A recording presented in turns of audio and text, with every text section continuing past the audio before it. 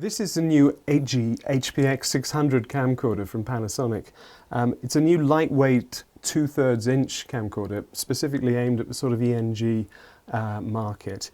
It's capable of recording at up to full broadcast 100 megabits a second AVC intro onto P2 cards, but it also will record in a variety of codecs, DV, DVC Pro HD, at 720 50p or 1080 or even standard definition. So there are two slots for P2 cards here, and it's got a couple of very interesting features, one of which is very low power. It actually has a 17-watt power consumption, so it will run for many hours from even a smaller battery like this. And also it has the ability to be upgraded with a Wi-Fi dongle, so it can send its proxy files. You need to add a proxy board as well as a Wi-Fi dongle, but then you'll be able to send low resolution files straight to anything Wi-Fi, to a Wi-Fi network, so we can get low resolution files straight back to a newsroom much quicker than you can by any other means. And I believe it's the first shoulder mount ENG style camera like this to be able to offer this feature. So with just the ability to add this dongle, this will also give you wireless monitoring onto an iPad. So if we come around here, so it's a standard 2/3 inch, so it will take standard 2/3 before mount lenses. This lens is actually available as a kit lens. It's a Fujinon 16 times lens, which I think it's something like 8 to 128 millimeter zoom range it will offer. And this also offers autofocus, which is quite unusual on this sort of camera, but I can see it being occasionally useful if you need to lock it off and you're not able to be next to the camera while you're filming.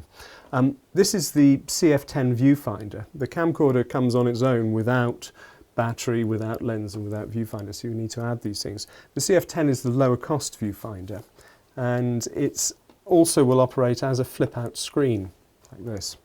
Do remember, if you open it like this, you'll also need to change the mirror switch on here, because when you have this down, there's a little mirror, so everything is reversed sort of right to left. So the mirror switch allows you to select whether you're using it as a flip out screen or whether you're using it through the viewfinder. Right, so we can upgrade this camera. This is the first of the Panasonic camcorders which will give us later on, probably in the next 12 months, the ability to upgrade to the new AVC Ultra class of codecs. AVC Ultra is going to be very interesting. It's going to offer, among other things, a 25 megabit 422 codec, so it's a lot more colour information than current low bit rate formats, utilising more features of MPEG-4 to give this very high quality but at a very, very low bit rate. So that will be a paid for upgrade by putting a board in.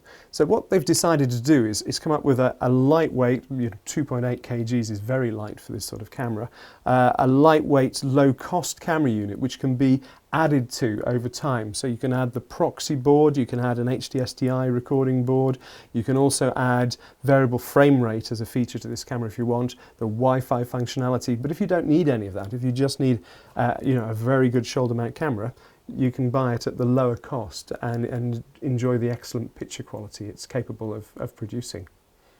Another interesting feature of this camera is this LCD screen, which gives you access to all the basic settings without having to go and hunt through menu system. So I'm able to check features here. If I press this cam button repeatedly, we can find out what the white balance settings are, what the lens is set on. We can see the aperture and the zoom on the lens. If I press it again, we get to the scene files, and Panasonic scene files, which they're very famous for creating the particular looks, so you can match cameras together or tweak gamma curves and things to give it that sort of filmic look, which Panasonic's famous for.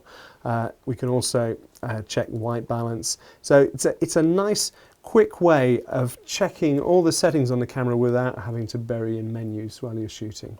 In terms of connectivity, we've got two P2 slots here. We've got USB, it can be seen as a device or as a host, a LAN, a network connection, LAN network connection, which is very important. I don't believe any other camera offers this sort of functionality.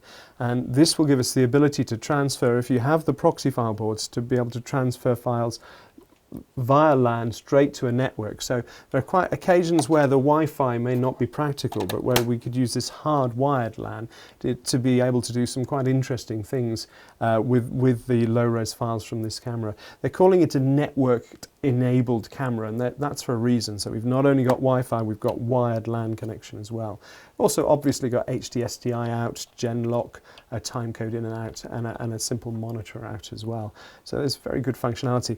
And for a shoulder mount ENG camera like this, unusually there's an HDMI output as well. Of course, we've got all the XLR functionality and phantom power that you'd expect from a camera like this.